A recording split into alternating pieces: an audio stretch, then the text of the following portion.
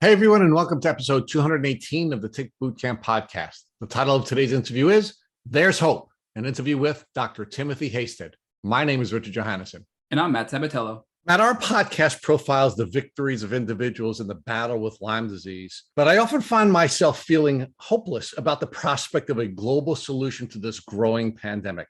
But today, after meeting Dr. Timothy Haystead, I feel differently. Rich, Dr. Haystead was so humble, but in our opinion, he's a genius. He discovered this drug discovery platform that he used in the cancer world, the HIV world, the autoimmune world, and even for COVID that he's now brought to the tick-borne disease community.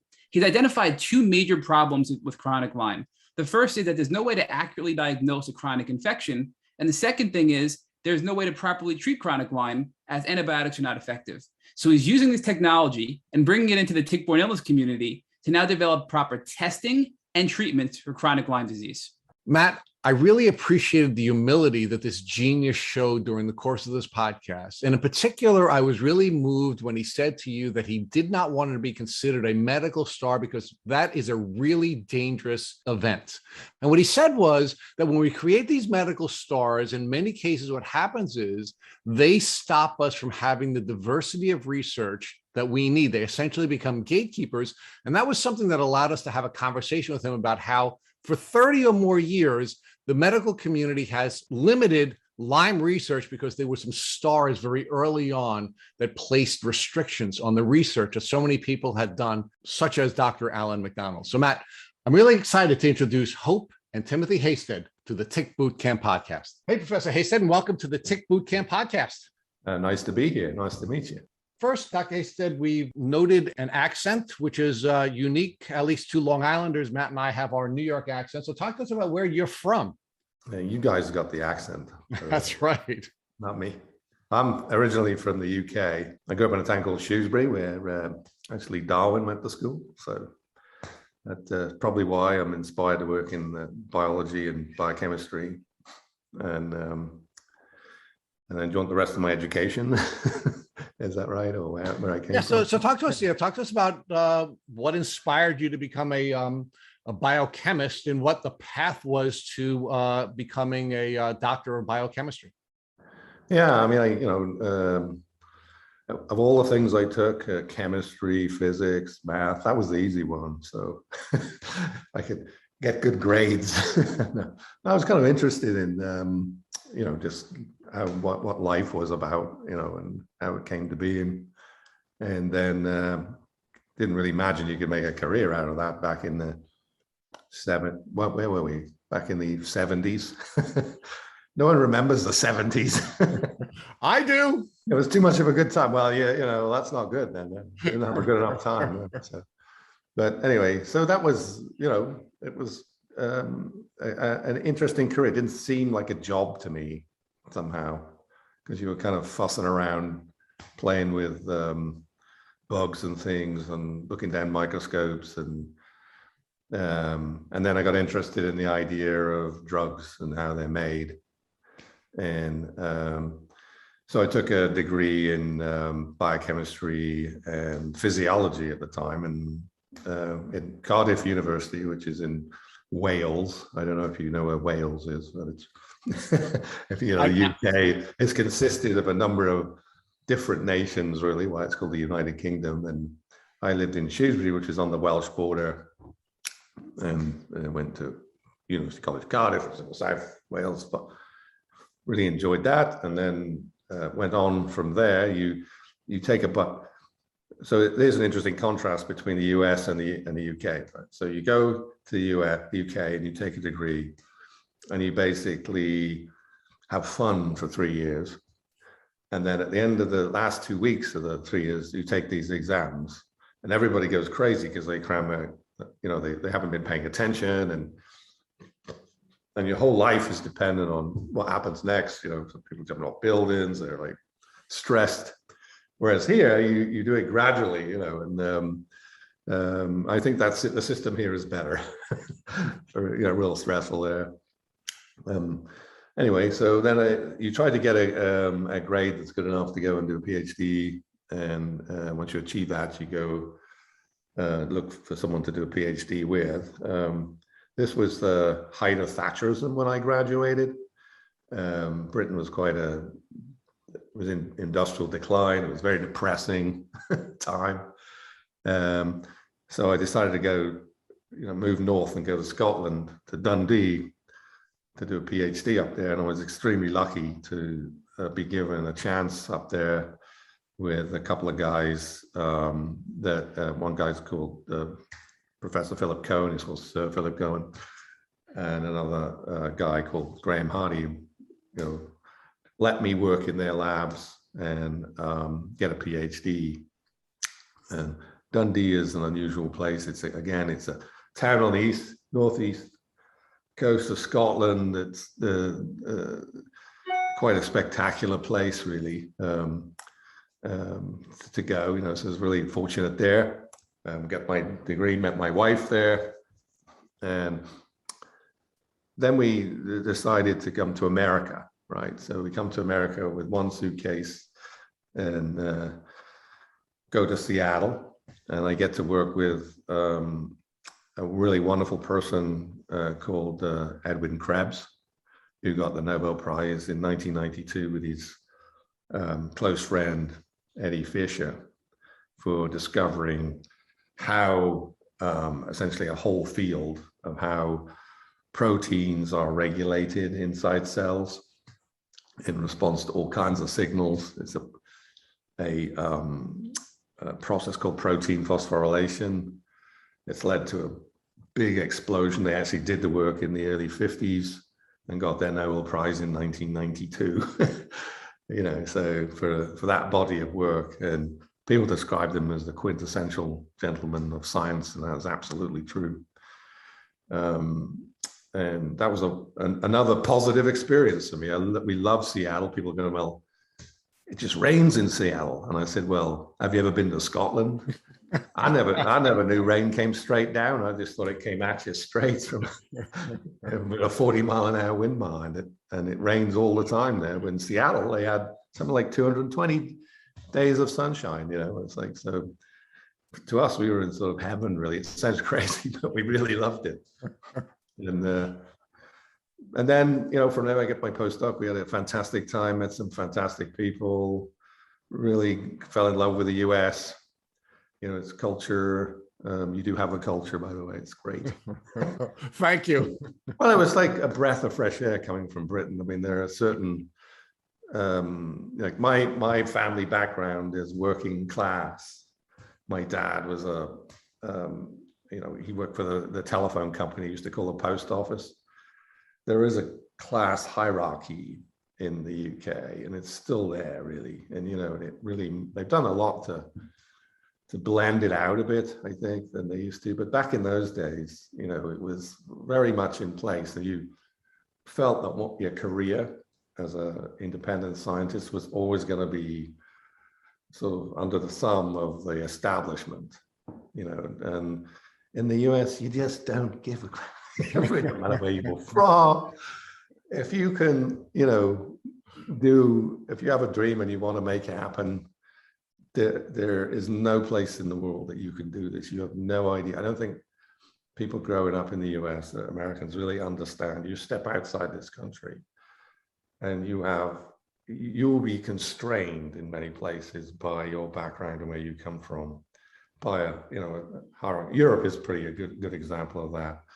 Japan, so US and Canada. This is also true of Canada, which has got a lot much more similar to the US in many respects. It allows you, if you wanted to, be anybody you want to be, you really can be. So, and academia is a really good example of that. I think for me, we left Seattle, became a professor at University of Virginia, and in that time, my wife integrated into.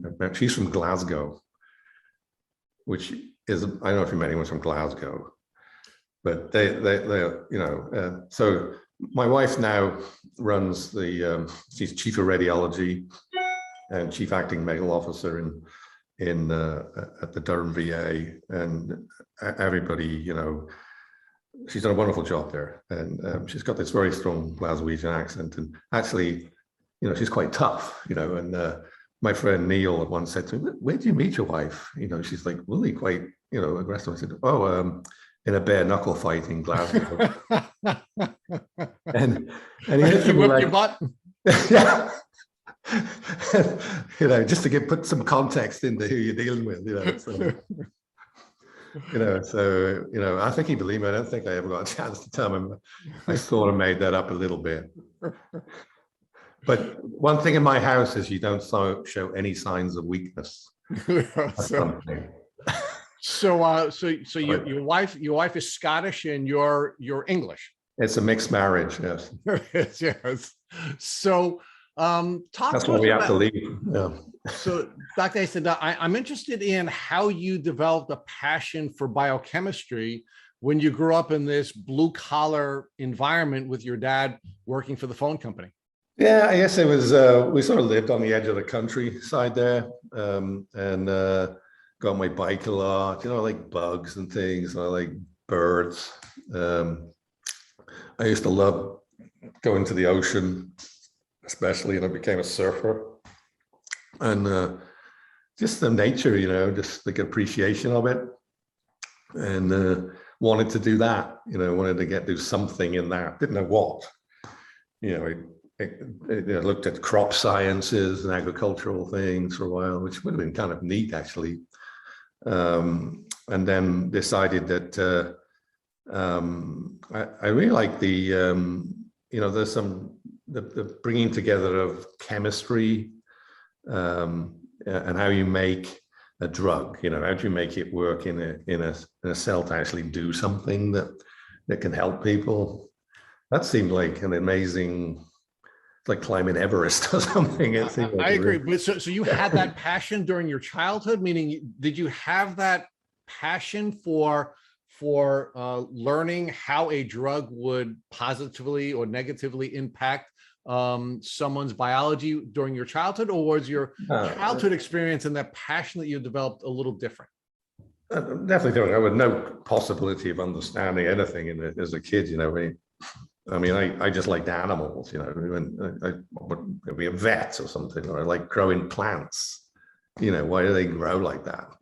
Just stuff like that, and then I love the ocean. I just like being in the water. If I see a dolphin or anything, a shark or something, I just like, wow, what's, wanted to do more, something to do with that. It could have been a zookeeper, who knows, at that time, you don't know. And then you try to, my favorite class in school was always biology or the science class. So I'd say maybe it comes from there. And, there was a teacher there that was pretty good. I remember the only one I can remember from my school that I liked was a guy called Mr. Jenkins. But the rest of the school was like being in prison. It's a hellish place. Mealbrace Secondary Modern School, terrible. So talk to us about how this passion for nature and animals and ultimately biology in your lower school education brought you to biochemistry as a college student. Yeah, well, it all comes down to how things are put together. You can see the animals running around and the plants growing, and then you become, well, how do they do that? So in such a coordinated manner. And I guess you start to learn about cells, and that's pretty cool. They talk to each other and turn into different limbs, organs, and things. I think physiology, I was like that. How we regulate our blood pressure, and just about everything about it, was fascinating to me. And I liked doing on top of that. So you've got all that on this side, and then when we go into biochemistry, which is sort of taking the fundamental components of cells, which are the proteins and enzymes and the DNA and all that stuff. I used to love those practical classes where you kind of mix stuff together, or we had to purify a protein from a tissue extract of some kind.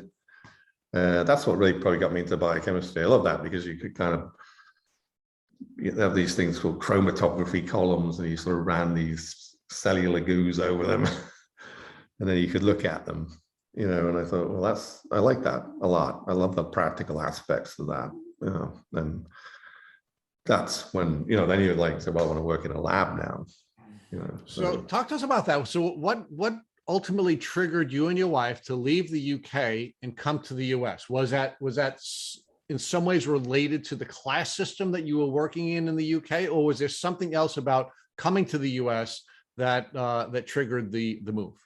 Well, it was an adventure, but we also wanted to kind of escape, you know, the shackles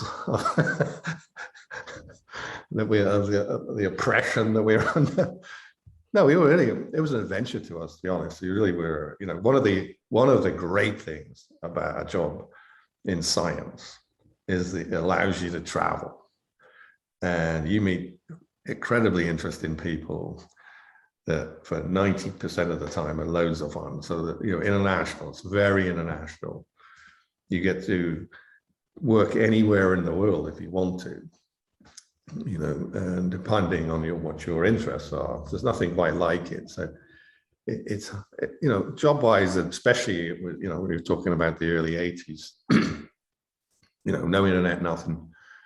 It was really quite, you know, fun. It was really an adventure, you know. Maybe the world is smaller now, you know, but it was quite, you know, you had to take several planes to get to Seattle, you know. And you were really there. You didn't come back for the weekend, you know. And It was a commitment. It was a super adventure, you know. So number one, and then the other one you go is you say, well, that's all very well to go have a good time, you know, but you needed to, if you wanted a career, you know, I'd done my PhD. If I wanted to become an independent scientist, where I worked had to be a wise decision. And I ended up working for Dr. Krebs, and it was a wise decision for me, probably not for him, but but it was for me. You know, it really helped me, and it taught me a bit about different styles of the way to run a lab. And so that was good, in contrast to my former mentors, which are quite strict in the way that they run their operation. Let's call it that. It's very organized and hierarchical. When I walked in the door, and my first day, it said, well, Tim, what do you want to do? Like, what? I was waiting, I didn't have an answer, right? It took me about a week to give an answer, like, was it coherent? And it was like, well, so go read all about what Ed's doing and then try to find some part of it. I like that.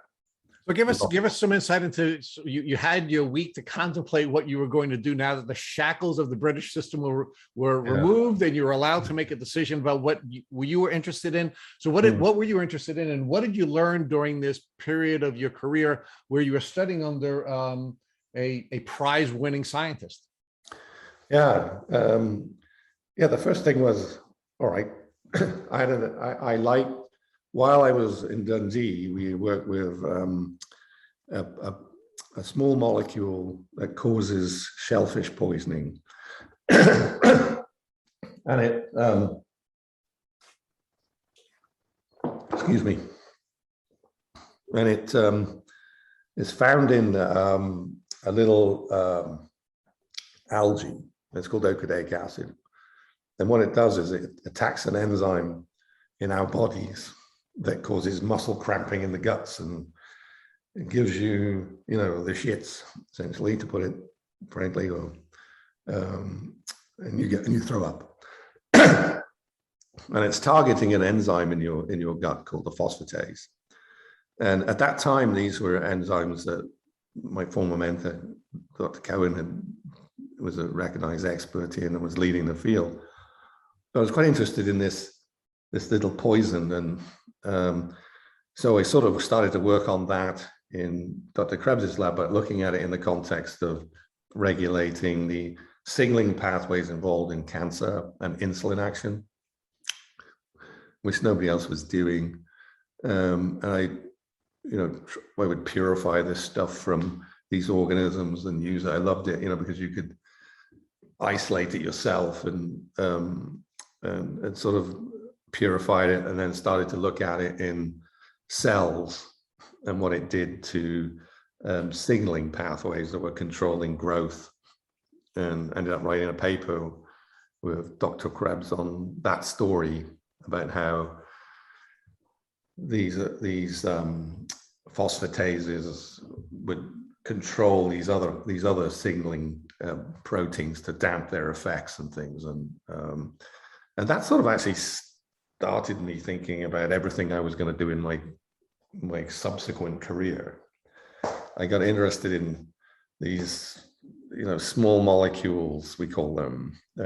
This one was a natural product called oxalic acid, and it turned out through other people's work there were several of these in nature that were poisons that algae produce. There's I'm sure you may have heard this before, but there's, in the microbial world, there's this battle, chemical warfare going on between these communities. You find it in coral reefs to soil, everywhere. They're producing all these chemicals that attack each other's proteins, really. And unfortunately, animals and ourselves get to eat those sometimes, and the consequences are dire. And they're constantly evolving with each other. So there's sort of like this drug discovery process going on, driven by evolution in the soil and in the water, and that's the whole field. It's called natural products chemistry, which is something I wasn't going to pursue because I thought there was a better way to do this, which pharma had realized a long time before me, to make things synthetically, not naturally, because natural products, these are quite complex molecules that nature derives over how many millions of years. But I like that. I mean, I like trying to figure out how these poisons worked. And the phosphatases we were working on turned out not to be good therapeutic targets. So during my independent career, let's call it that, when I leave Dr. Krebs' lab and I go to start my own lab in Virginia, at the University of Virginia, in the Department of Pharmacology, now I'm looking, to try and start something else, something new, which is, so, to try and put a stamp on what I do rather than follow. That's the transition between the postdoc, postdoc you get inspired to want to become independent, make a career. So the postdoc is sort of a critical time in a scientist's life, right? You have sort of, I guess, 4 paths. One is you get out of it because you hate it so much, you go do something else. You go into industry, or you try to become a researcher, and you So Dr. Haystead, why did you choose the University of Virginia? Why was that the place you decided you were going to begin your independent career? Interestingly, as with all things, luck, playing a game. That was a bit of a coup for me to do that. I mean, I was very, very fortunate. When you work with a guy like Dr. Krebs, you get to meet people that are influential, people in the field that are leaders in the field. Ed gave me a number of opportunities to speak publicly, as a postdoc on his behalf, which is like a huge deal.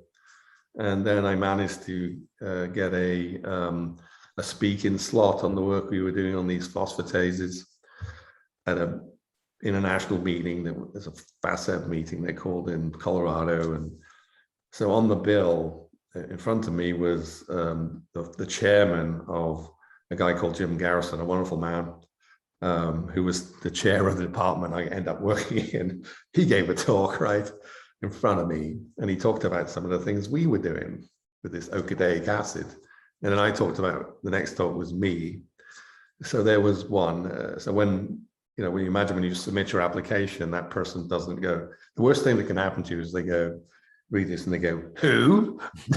So you can say, well, I met that guy, right? So, and then the other piece of luck was a guy called Tom Sturgill, who was also at the University of Virginia, who was at that meeting, and then shortly after came to Seattle, and he gave a talk, and we went to dinner, and he told me about, they were looking for folks at UVA, And so what at that place? And another Nobel laureate, so in fact, they've had 3, that came out of there.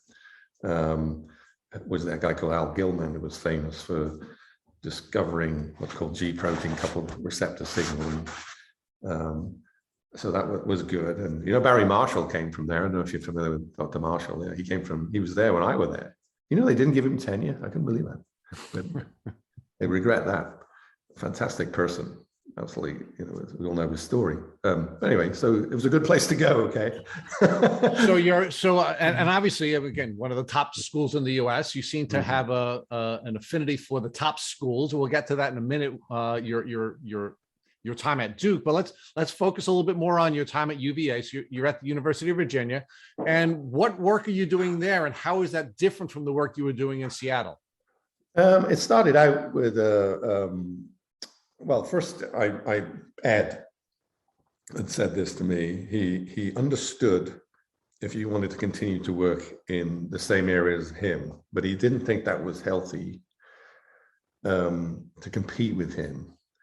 And I agreed, that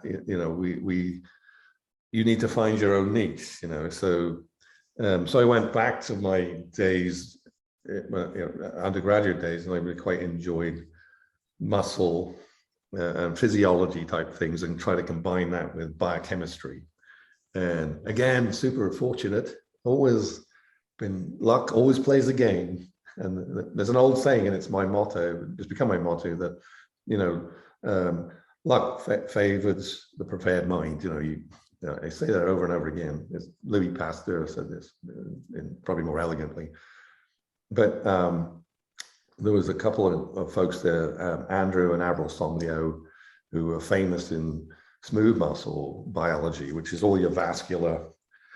And I worked in I had a protein kinase background. I worked on these phosphatase things. I had these probes we were developing to manipulate those phosphatases, and so together we all got together, and Avril, who's a wonderful person, sort of mentored me while I was developing as assistant professor, and we got some grants together, and it was really good, and it enabled me to get interested in these other proteins called protein kinases that are the signals that change muscle contraction and affect its plasticity and its physical properties, so sort of, and I quite like the idea of developing tools, compounds, they're called probes, like these phosphatase inhibitors that would target these enzymes called protein kinases. And and I liked it also because working with Andrew and Avril, they had this physiology that they had set up. They could take little single muscle fibers and put them in little devices that measured the muscle contractions. And the idea then was I could add either the proteins to those little fibers to see what they did, or drugs that we were making or thinking about making to see what they did. So you have like this evolution of drug development now that's became what we've been doing ever since, really.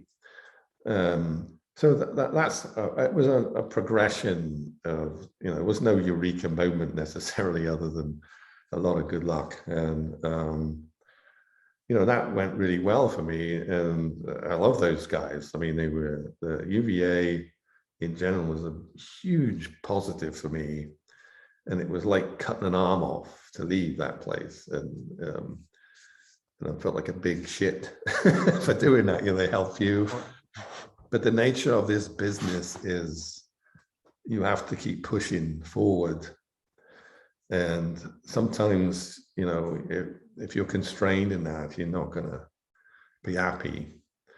So why don't we talk about that transition out to Duke University, the home of the Blue Devils, one of the top basketball programs at Mike Krzyzewski. Talk to us about what attracted you to Duke and caused you to leave UVA. Ooh, yeah. So we're doing all this muscle stuff, and then an emerging field at the time was something called protein kinase inhibitors, and these were going to be drugs. So So it turns out these protein kinases, there are 580 odd types of these enzymes in cells, and they control most of what we do and what we are, from everything in our head to in our bodies. Many of them are associated with diseases, and particularly cancer and autoimmune diseases, lots of maladies. And people for a long time now have been focused on them as drug targets, a new type of drug, which is called a molecularly targeted drug. And they're challenging targets, and pharma has embraced them and hated them and re-embraced them. It really, and some of them have become successful drugs, and they're out there. But I was quite interested in that. So this is sort of like, where are we, the mid-90s, moving on. And at this time, the biotech revolution is beginning. And it begins with the excitement around it is in the Human Genome Project. I don't know if you remember that one, in which, industrialized sequencing of human genomes begins. And out of this is why we have things like the Moderna and the Pfizer vaccine, by the way, the BioNTech, and our wonderful guys out of Canada that came up with the technology that allowed us to have this vaccine, which has changed. I think it has changed the face of drug discovery and how we view infectious diseases in the future. I think it's going to be a positive. One of the positives of COVID has got to be that recognition that human disease through infections is important, if not more important than cancer and other things. So there's some changes that are coming around the corner. We're in the middle of a big change. But anyway, the Human Genome Project's happening, the biotech bubble, there's all kinds of crazy stuff going on, people like investing in biotech.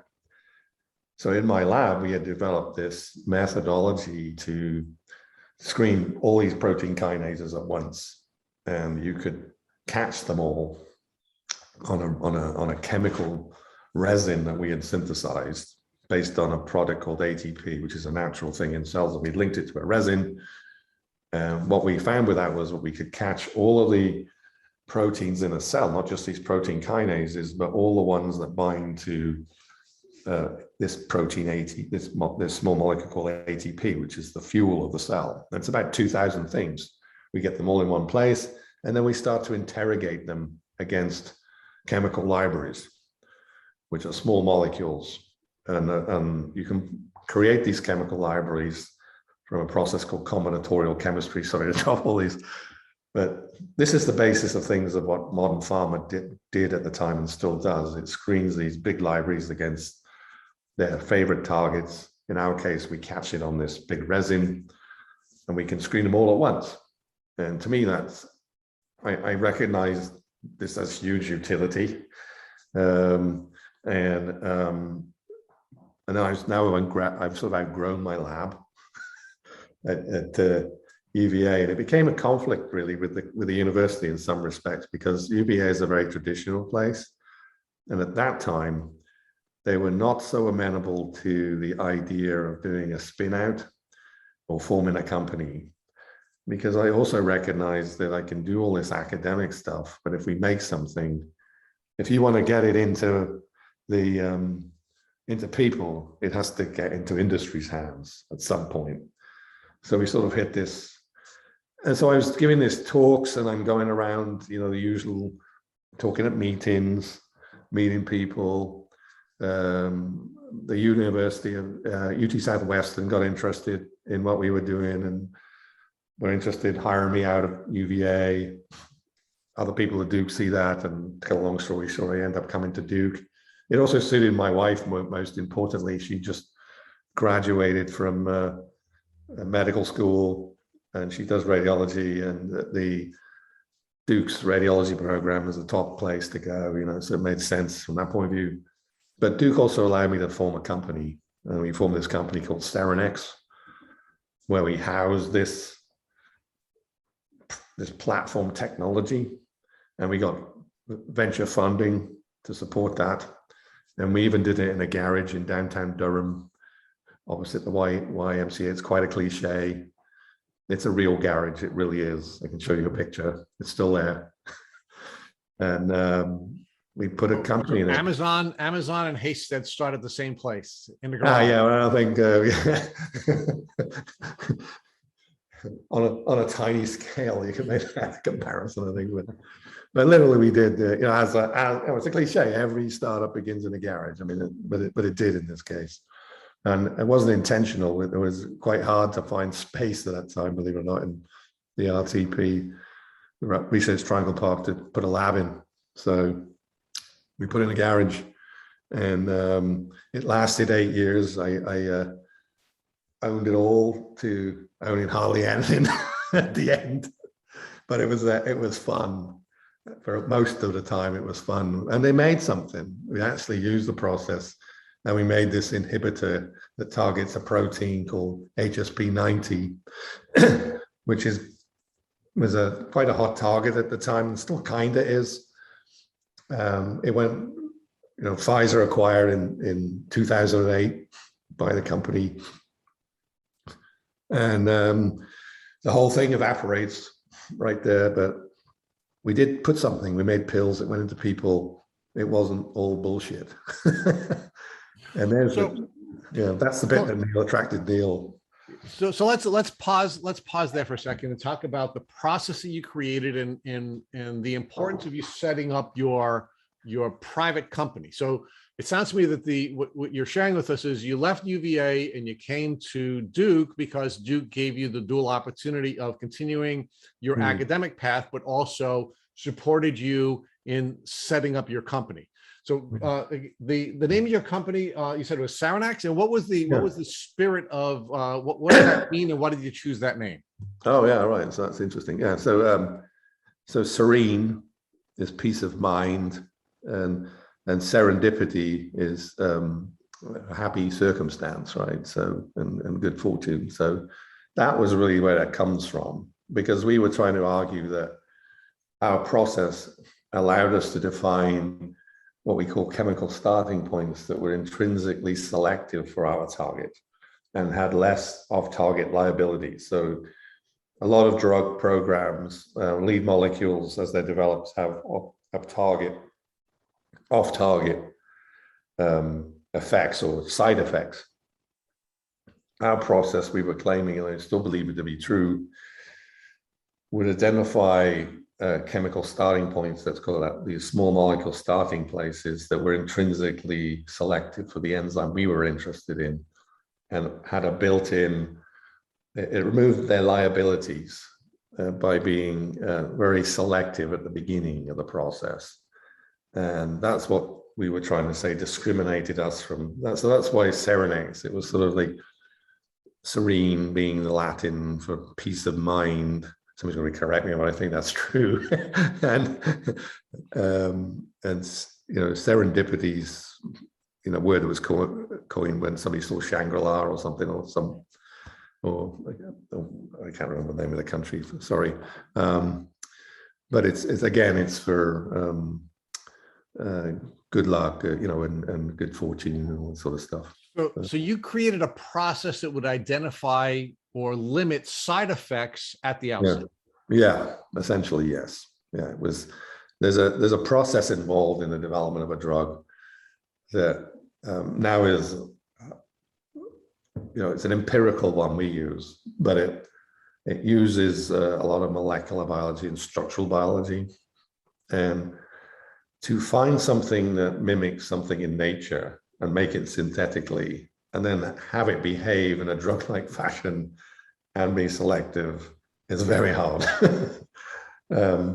But it's a help if you can find something at the get-go that has what I call intrinsic selectivity for the target, and then its liabilities down the path then become less, and then you sleep nights in knowing that you have a pretty good within yourself that this shouldn't hurt somebody. It should help them. help them in the ways intended. So talk to us now about your time at Duke and some of the influences that you met at Duke. You seem to have this career where you're constantly meeting leaders in various fields, regardless of the place that you go to. And when you're at Duke, you meet one of the stars in the Lyme community. Yeah, I'm drawn to them, or the other way around. I think they come to me, and I'd like to think that. Neil was so I got into the Lyme business, if you like, about 5 years ago with Neil. And this is Neil Spector. Yeah, Neil, Dr. Spector. Yeah. So but I know Neil a long time before that, because we both worked in protein kinase mediated signaling and drug development in that space. And I had been developing my own program around so Serenex gets bought in 2008. We'd actually made a deal in that company with Neil while he was at GSK to look at one of his kinases. And he told me that we did indeed, that they'd given us one of their lead molecules, and we tested it in our system. We identified some off targets with it and told them what was wrong with their molecule. And he said, you were actually right. So he got to test our system, if you like. And I think that gave him a little bit of faith in me that what we were saying was real. And so we've sort of met before he comes to Duke. I'm already at Duke when he comes there. And I've been working on a new set of molecules that target this heat shock protein, HSP90, and had worked with a group of physicians that enabled us to get molecules we made against that protein, that form of that protein, into clinic. We put 2 in there that are in clinical trials in phase 1 that allow us to image. We think it's a treatment for metastatic or detection of metastatic disease and a treatment path. And Neil was familiar with this stuff too, and he's listening to this stuff. He listens to my talk. He's one of the few people in the audience that isn't sleeping. So I think he was an insomniac. So anyway, he came, I guess. Let's see, when did he really come? Maybe 5 or 6 years ago. He said, we just got one of our new molecules into people. We were down that path. We were on a clinical path. And he just asked me, could you do this for Lyme disease? And I said, yeah, what's that? I knew what Lyme disease was because my wife had gotten it. I got a great story there if you want to hear it. Definitely. All right. She's the toughest person on the planet. Okay. So one day she comes in and she's got like this red blob on her back of her calf. And she goes, oh, man, what's that? I think that looks like a tick bite. That looks like Lyme to me. It wasn't a bullseye, but it was a red. It looked weird. Sure enough, she gets the test, test positive. The only problem is she's in the first trimester of our daughter's of a pregnancy with my daughter, now 18-year-old daughter. So the problem with that is, and this is a huge issue, and I don't think people bring this up enough, you can't take doxycycline if you're pregnant, right? It's tetragenic, right? So remember that. So what do we do with pregnant women? So if you start reading the literature, which I did, there's a few papers showing increase, untreated Lyme in women that are pregnant can lead to early miscarriage, spontaneous abortion, late-term abortion. Not abortion, that's the wrong word. Miscarriage. Apologize for that. So it's serious, right? So what's the next recourse is, I think it was ampicillin they gave her, which is not a soluble drug. It has to be given by injection. And which was in the backside, and it's quite a big volume, and you've got to have that every day. And so it was so painful for her that she said, I'm going to lose this baby. This is stress. It's terribly stressful. So the next option is to come in every day for an IV infusion, sit there for a couple of hours a night or whatever. And then she goes, well, I'm a physician. I can do that myself. So she's sitting at the kitchen table every day with a stopwatch in front of her and this big syringe, and she's just slowly infusing this thing into her arm, knowing that if she pushed it in, you'd pass out and kill yourself. So I'm just thinking, we're males, we don't know shit, we can't have an opinion even on child raising, but I'm just thinking that this person really knows her stuff. Most of us would be like, oh my God, it's going to hurt the baby, it's going to come out with multiple heads or something, but she really knew it. You just thought, holy, this person really knows what she's doing. If you're prepared to do that to yourself in that situation, I would really admire that. I've never, I always remember that that's how tough she is. I think a lot of people would be freaking out over that, or would go into the hospital. But she was on rotation. She didn't want to let her team down. So I can do this myself. I'm going to take 2 hours out of the day. I'll sit there and and then to have the baby. And our daughter is now a student at Duke, so everything turned out great. It was just like her mum. So Dr. Haystead, what was the antibiotic or the drug that she had to infuse into her arm every day? I think it was ampicillin. I'd have to ask her. She's working the day, so I couldn't tell you, but I think it was. I could be wrong, but it wasn't oral. It had to be given IV, and it doesn't cross the placental barrier, so it's safe to take, in pregnancy. So I want to touch back on Serenex and the sale of Serenex and then your work with Dr. Spector. But before we go there, I just want to highlight what Rich and you were discussing, that you literally discovered this drug discovery platform that changed the way we look at drug discovery as a society, essentially, right? So what is different about your drug discovery platform, which I believe you call this proteome mining technology? Yeah. And how did it streamline the discovery of drugs?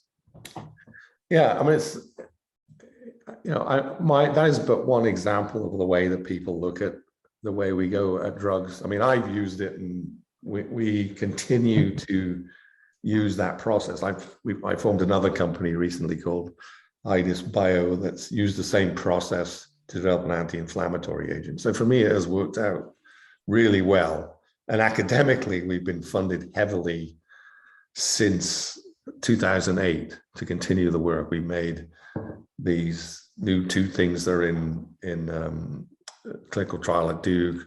We've got great big plans for another version of that for cancer and breast cancer. And a lot of all that has been morphed into a new area for us is this infectious disease play. But there are other platforms like what have the same kind of thoughts. It's not, to be fair to everybody else, people like they call it omic approaches to drug discovery. They're trying to look at lots of variables at once and finding ways of crossing them against each other, if you like, to filter out new drugs and things that could lead to new molecularly targeted therapies. It's not. It would be wrong for me to claim that we're the only people doing it. We just happen to do it this way, and it's somewhat embraced by other people in other places. There's a couple of other companies that sort of do a similar thing, out there. It's not necessarily just me. I think that would be a bit much to say that we had changed the face of drug discovery. I think most people in pharma would balk at that. There are ways that it's done and there are ways that I do it, and a way, you know, that is amenable to someone like me in an academic lab, and allows me to, you know, spin things out into companies. It's sort of a bit of a unique thing, you know. It's but there are other platforms out there. Some of them are much more industrialized than what I do. I mean, they're very complex things, but you know, they're in the same vein and same spirit. So I understand that you're, you know, I think you're being a little too humble. Just so for our listeners, I mean, you've been awarded grants by the National Institute of Health. You've been awarded grants by the Department of Defense, by the Stephen and Alexandra Cohen Foundation, right? You've been awarded grants by the Bay Area Lyme Association. So clearly, your drug screening platform that you've developed has seeked the attention of major players out there, and it's something that's changed the way people think about drugs in many industries, not just the tick-borne disease community. I mean, you've been working in the cancer community, you've been working in the autoimmune community, you've been working in the HIV community, right? I mean, you've taken this platform and you've brought it into many different areas of disease and have had success, correct? Yeah, I would count success when we get a pill into people safely. And until you do that, you can't say anything. Really, you can say all of that, but until you, that's so. If you know, if my last thoughts as I'm passing away somewhere would be that, you know, you could say, yeah, I did that. If you can make a drug, it is not the same. If you make a drug and you get it into people, you get what's called an NDA, and it's a real drug. We are still on that path. Till you do that, you can't really, you know, have the parade and say it was a win. You know, that's why I said it's a process, right? It from my perspective, it's been wonderful. You know, I've run my lab. We've got tons of resources. We've got these big missions we're on to get to where we want to go. But it's not, the battle's not over. And, you know, I think too many of us are sort of self-congratulating ourselves on, until you get it over the line, it doesn't mean a thing. Well, let's talk about that a little bit, though, Dr. Haystead, because you did sell Serenex, your company, after 8 years of working to Pfizer, right? I mean, this giant, and Pfizer now, I believe, has been taking your work and working towards getting it into the industry for a cancer treatment, correct? No, not so much. I don't think that's true at all. I mean, I think that Pfizer took on our drug and sort of then got out of the HSP90 business about 2 years in. It's typical pharma. They get excited, they pay a lot of money for it, and then they lose interest in it. And actually what happened with that drug was that it was taken up again by the original VC group, who championed it all the way to phase 3, where it's now languishing at, it's called Serenex 5422, and it's languishing in phase 3 looking for money to get it over the line. You know, so it has passed from my hands a long time ago. You know, that's exactly what you wanted. What we try to do is get things that have value, that work in people, and it has to be handed to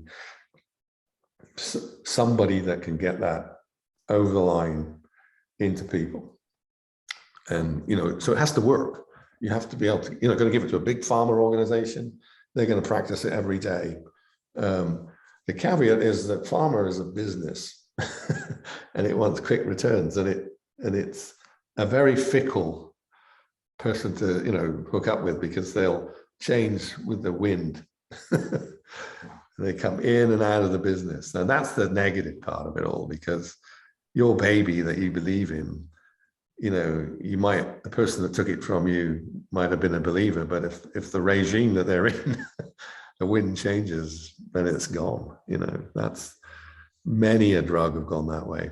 So, well, I think the good news is, though, that you mentioned the venture capitalist who worked with you in the beginning is now picking this back up and bringing it forward, it sounds like, correct? Well, they were, yeah. They championed it from 2010 all the way up to now, and they're trying. There's a wonderful guy in charge of it right now, a guy called Steve Hall, who just believed in this for so long. Is really one of the fathers of the whole thing. You know, without him, Serenex wouldn't have got as far as it did, no doubt about it. You know, it's always a team effort, I say. That's not just somebody. The reason I work with other people is that this is what I do. And that Neil was had this perspective, farmer's perspective.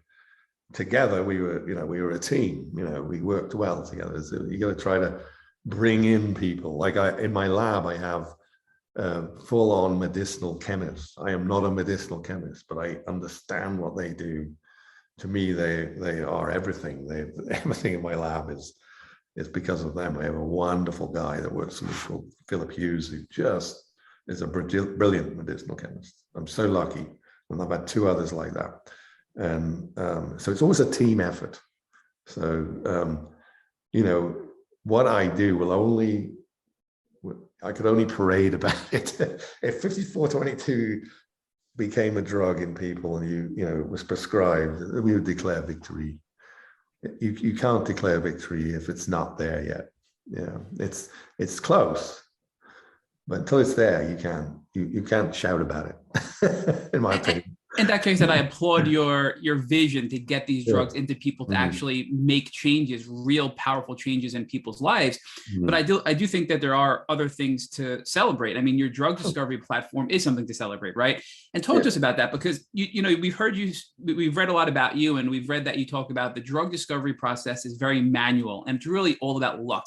And your platform and your technology has allowed you to streamline that process to increase the odds to be in your favor. So how, in lay terms, how does that work? What is your technology, and how does this streamline the drug discovery process that you are now using in a wide variety of disciplines?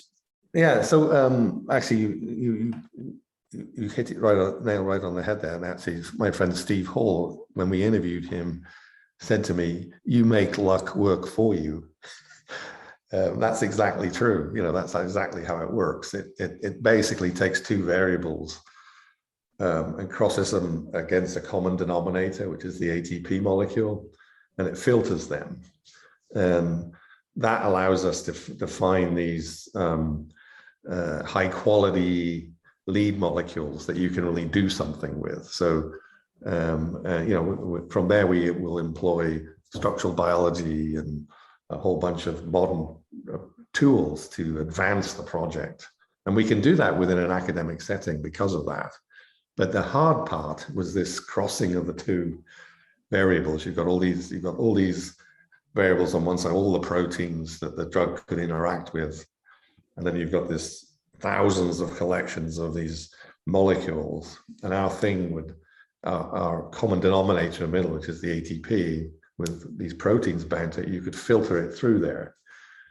And you're sort of looking at probability, right, to find something that interacts, and then measuring that interaction in terms of its affinity for the target, potency, that would be another word for that, and its selectivity against everything else. And it's that pairing. Then the third variable is the medicinal chemistry part. Can you make that into a drug? And another thing that we are able to do is use medicinal chemists' knowledge. So the library on this side that we're screening of all these small molecule things, these thousands of things, there was some art in that too. There was some thought that went into what that library should be. And so we work with many talented medicinal chemists. Steve Hall was one, and there's another guy called Jim Veal that was in the company. Philip Hughes in my lab, and all got together to create this, again, to increase the probability that we would find something that would bind to things over here. So, and then the key piece was this little piece in the middle, which was this medium that you caught all this. So you really try to increase the odds and probability of finding something that you could work with. That's really drills down to how it works. Dr. Haystead, you did discover a drug, this SNXS5422, which inhibited the target protein HSP90 you had mentioned earlier, correct? And yes. And that in itself, I think, was a major discovery, because there seems to be a lot of overlap between cancer, HIV, and possibly tick-borne illness with this HSP90, protein that you can essentially inhibit with the use of that drug. So talk to us about how you discovered that, and how can something so basic as, for people that aren't brilliant like you, How can something as basic as a protein like HSP90 be involved in so many different diseases like HIV and Lyme and tick-borne illness and cancer? And how can this one drug help all those different disciplines? Yeah, no, it's a conundrum in some respects on the surface, because that's never going to work. But there's more to HSP90 biology than meets the eye. It functions in many diseases. It's a protein that is required for protein folding, so that when proteins are made on the ribosome, you have this big long polypeptide of amino acids. Well, this protein is thought to coordinate the way they fold up, and it turns out in cancer, tumors or oncogenes sequester that protein somehow. And if you inhibit its activity in tumor cells, it stops the growth of the tumor. The tumor cells go into what's called stable disease. Who knew? This was actually found out with a drug. It was found out with a natural product by a good friend of mine called Len Neckers up at the NCI. He was screening a natural product library. Go back to this is a thing that made by fungi, back to the microbes and things, and he found it. It's called geldanomycin, and they were actually doing a clinical trial with this drug, and I was actually involved with him showing that geldanomycin targeted this protein HSP90. And when I first contacted him back in the 90s, I asked him for some of his geldanomycin. I said I wanted to pour it over my column of ATP with all this other stuff to see if I could get HSP90, because it was annoying me. It was in the way of some other thing I was working on. And lo and behold, we run through this experiment, and we get a pure HSP90 band, pure protein coming out with a single drug out of 2,000 things. And that just turned me on to this idea works. And Len said it was important to me, and he said something fundamental. He goes, so he said something like, so HSP90 binds ATP? And I go, yeah. It turned out I'd stumbled into some controversy in the field. So together we wrote a paper about it, and it came out. And so that became my roadshow. Actually, I would use these libraries that Len had gotten for this geldanomycin, and we could see all this HSP90 stuff going on with the different types of molecules related to the original one, and then said, well, we can expand this to big libraries, and that's how we got Serenex funded. But HSP90 is conserved in every species, practically, from prokaryotes, which are bacteria like Borrelia, and all the way through yeast and parasites to humans. And but interestingly, and what's the basis of the Lyme project, and what Neil had asked me about, was if you looked at the HSP90 protein amino acid sequence, it varies between species. We all know they have their HSP90.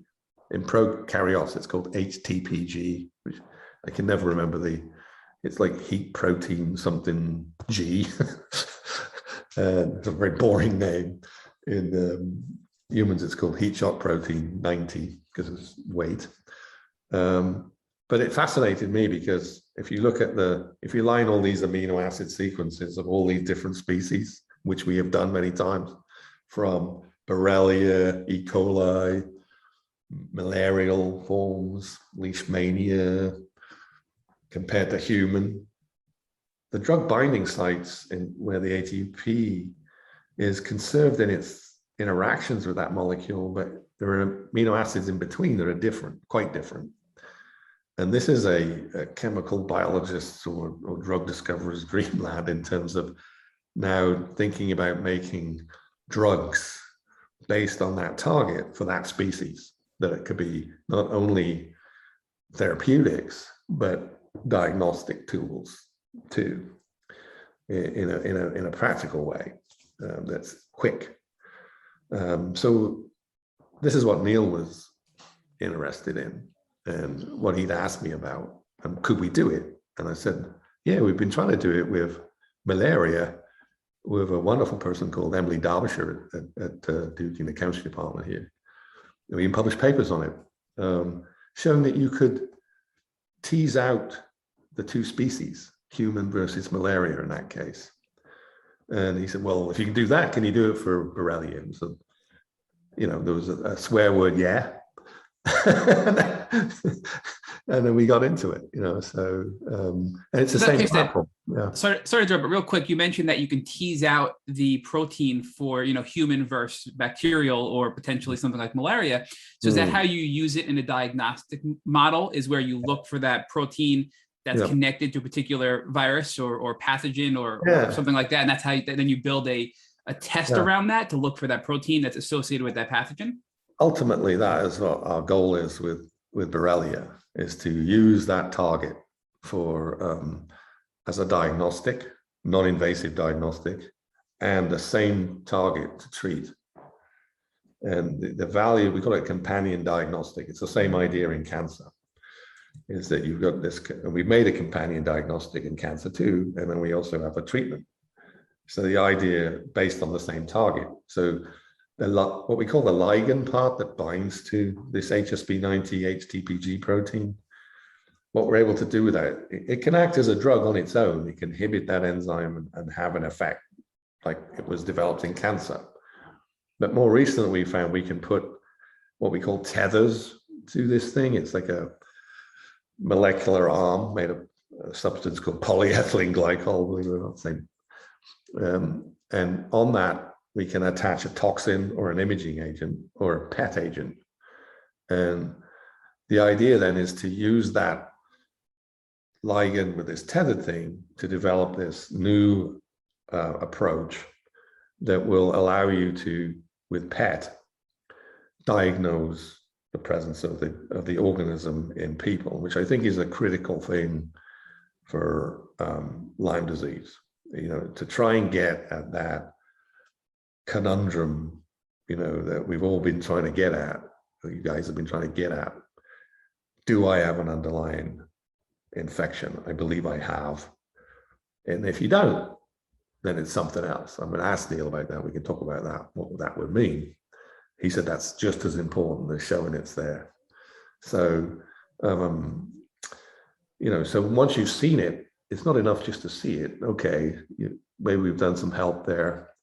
Maybe we can treat it, but the same molecule could now be used to treat it, to eliminate it. That's our big mission.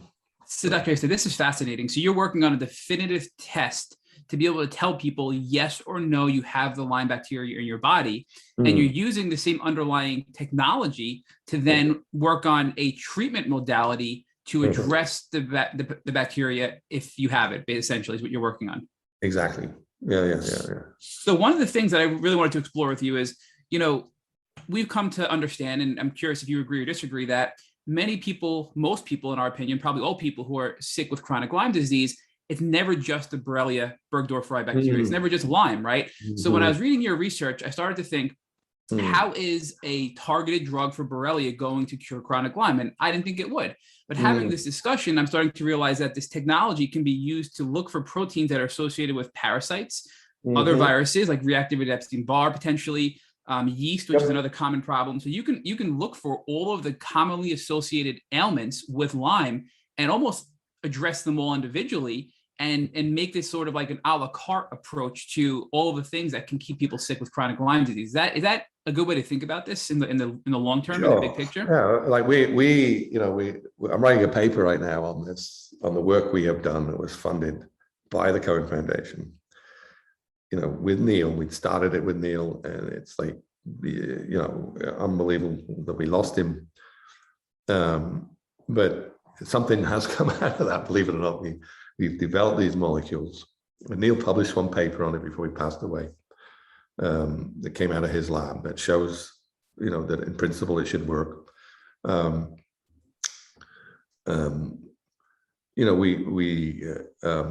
lost my thread.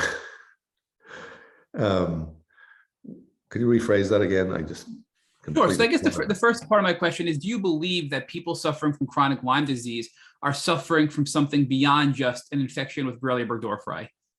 Yes, I do. Yeah, I mean, I think there's co-infections. There's some wonderful work by Michelle Boombaum, sorry, from UC Davis, that shows that Borrelia infection in animal model can make those animals susceptible to flu infections. So, and these, many bacteria and viruses, and COVID is a great example, suppress or interfere with our immune system. And they do that in an insidious way. And I have no doubt that Borrelia can do that, and so a co-infection is highly likely. And this could, explain the various manifestations of chronic disease. I'm sure there's a big autoimmune element involved. And this is the key question that we want to ask, right?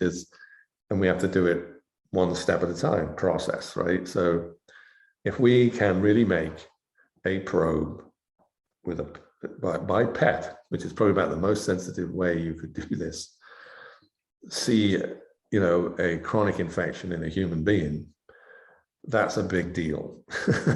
It's a big deal hopefully for the Lyme community. It's a big deal because it also, in this paper we're writing, changes the paradigm for how we think about antibiotic development. For some reason I'm not allowed to use the word. People refer antimicrobial to antibiotic, but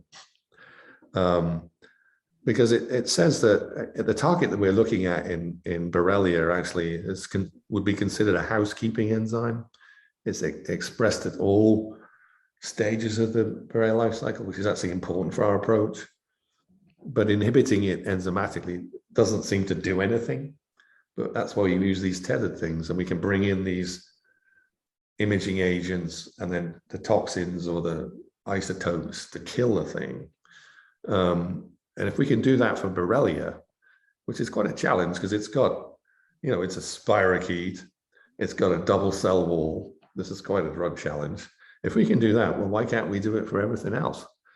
So that would be a game changer. So this paper we're writing right now is going to say that, and it's going to show the dramatic effects of our drug on the biology of Borrelia. It causes complete condensation of its chromosome to a single double helix right smack in the middle of the organism, and they don't come back. So a single dose does that.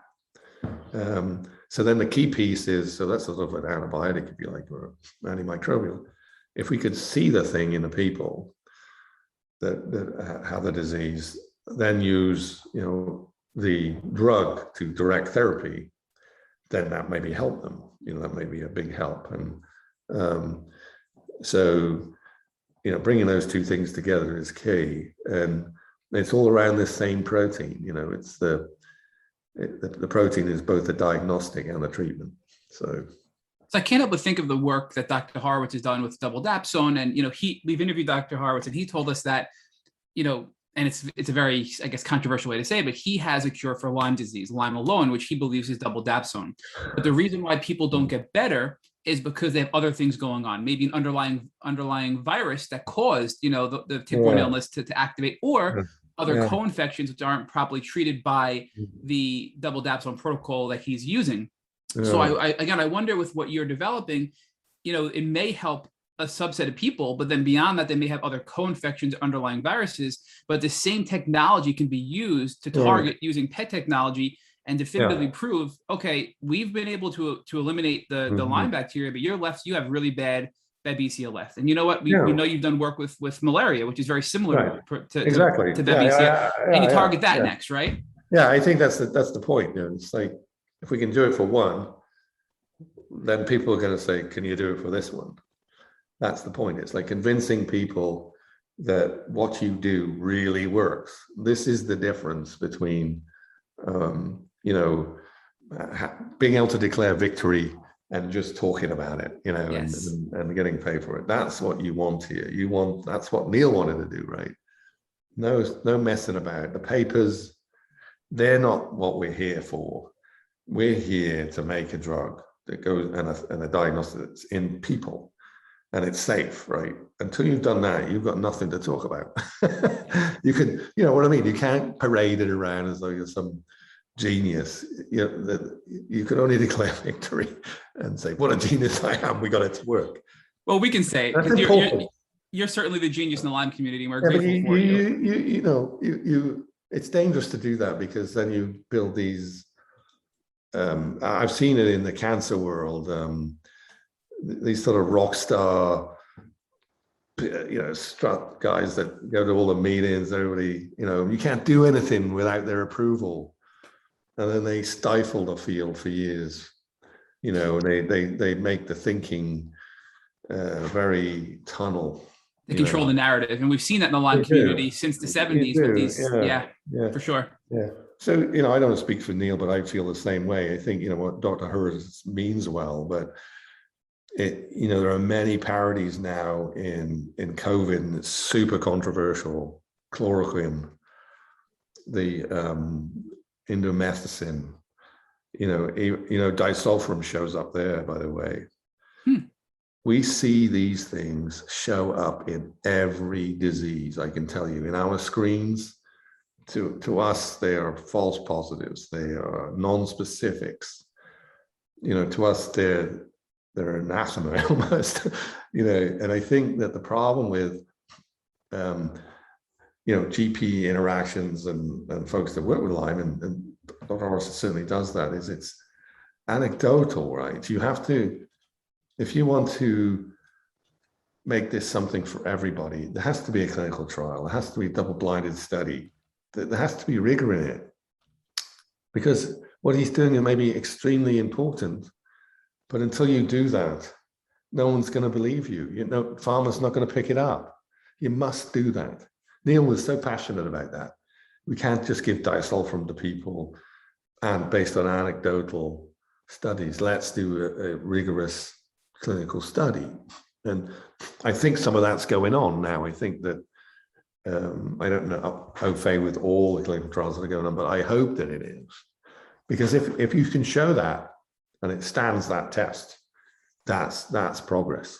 Yeah, but anecdotal stuff is not good.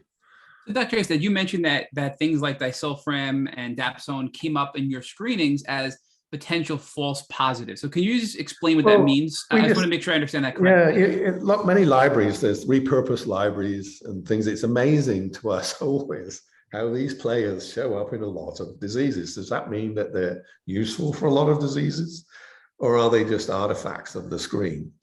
That's the key. To us, that's what they are, artifacts of the screen. They usually have chemical liabilities. They've been around for a long time, and they're old drugs. I mean, dapsone to me goes back to the Civil War. It's like a very old drug. Is that the best we can do?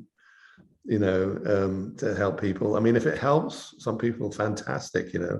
But it really is off-label, and it needs to be brought, under control and with rigor. If you want the respect of the wider scientific community, that's what you got to do. And that's the problem in Lyme disease. That's where you get this, it's not real. It's a lot more, the controversy. Yeah. And I think that's the problem. It doesn't help that you've got the community looking around, people like me and Neil and others that think, well, man, where did you come with that idea? We see these all the time. Maybe we're throwing the baby out with the bathwater, so to speak. We should be focused on them, but to us, they're not real. There's no mechanism there. There's no understanding of how they work. They just work. That's not enough. So Dr. Haystead, let's talk a little bit more about that, because that's a really important issue that we've identified with some of the guests that we've talked to in the past, right? So let's first talk about the relationship between the scientific method and researchers who are using the scientific method, because we're talking about that rigor now, and how we get to the point where the scientific method ultimately becomes the standard because it's accepted by the leaders in the community of people who are doing this research. Yeah, I mean, that's it. It's a rigorous process. It's double-blinded studies. That's what we accept as real. Meaning replication, right? So you have so Haystead does a double-blind study, and then it gets replicated by other scientists, other independent scientists, and then all of the papers that are written by all the independent scientists are now reviewed by the people who are, again, rigorously testing and reviewing the results, and then we create a standard, right? So now when you researchers create that standard now gets sent down to the clinicians, and the clinicians are now looking at their patients and determining whether or not their patients fit within the community of people who were tested, and not outliers in the community of people who ultimately would benefit from the use of this drug. And then shouldn't the clinicians then be using other tools when they are treating a patient who is an outlier outside of the bell-shaped curve of people who are in the population that you tested? Yeah, no, I mean, that's I'm not a physician in any way, and they're on the ground, they're in the front line, right? So I appreciate that, but what they're doing is empirical now, right? They're using their gut sense, and some are geniuses at that, maybe, but most aren't. I think it's a dangerous path sometimes to go on. I mean, they're driven by compassion, no doubt about that. But you have to be careful. They need to be objective. If they get a result that looks interesting and helps somebody, that's great for that person. But don't go and extrapolate that now to everybody. Try to write books about it. You're not helping. I think you need to take that. You do what I would do, which would I'm going to explore that, and I'm going to try to understand it. I'm going to try to develop it. I'm going to try to get my colleagues to accept it. And my colleagues are only going to accept it if I show them, the cohort that was done, what the controls were. I know it sounds very boring and everything, but if you want to expand it, make it real for everybody, that's what you have to do. It's a process. Again, I keep coming back to that word. And there are examples. They're fairy tales. Barry Marshall with E. pylori is just, here's a person that deserved the Nobel Prize. His genius was to think that E. pylori might be causing these stomach ulcers. And he gives himself the disease to do it. He was up against this wall of people that just didn't want. It turns out there was some pharma conspiracy in there with Zantac or something like that. One of them drugs, that was going on too, but didn't help. But what there's an example of somebody that went on to prove his point, in a rigorous way, and it's accepted. But maybe people look at that and think, well, that's what I'm going to do here, somehow. I don't know, but that's rare. So, but now, haven't you given us, a community of people, a tool that wasn't available before to test the efficacy of a diagnostic and treatment tool, right? That's where we're headed. Yeah, that's what we're trying to. Yeah. So I think there's two different approaches, right? One approach is trial and error, and you're arguing that's really dangerous, right? Because even if you're having some level of success, to suggest that level of success you've had with one or two people, which may or may not have been that particular drug, but it may have been a number of other factors that we can't really control, and then try to apply that to a larger population is not the healthy way to do it. In fact, it's a harmful way of doing it. The better way of doing it, especially if you have tools like the one you've developed, is to understand the interaction between the tool, i.e. dapsone, and the bacteria that you're seeking to stop, right? Yeah. No, I agree. If we've got this probe and it works, and we've got to establish that, that means for that to work. And I was actually, one of the things that came out of the Lyme Mind meeting, I was talking to Neil, he's not here now. I still talk to him, by the way. What if we made this thing? How are we what's the clinical trial going to look like? Who are we going to try it on? I think, we really have to try it on the newly infected first, the people that we know are infected. And is anybody doing that trial? And then John Alcott gave his talk. Yes, they're doing the trial, they're doing it. So this was like a huge relief to me because if it doesn't work there, it's not going to work in somebody with chronic disease, is it? So if we can tick that box, it's game on. Then I'm going to say, yes, we did something worthy of, a news release or something, or something to get excited about. It really works. And it's not me doing that experiment. I've given it to somebody else who's a radiologist, and they've got a patient and they're in a trial study of X many patients. And somebody makes that correlation between our probe uptake into a zone of infection, a correlative diagnosis with something else. And in the Alcott studies, I think they're doing treatments too, right? So they're giving them things. Does it go away? Fantastic. If it's Dapsona, does it?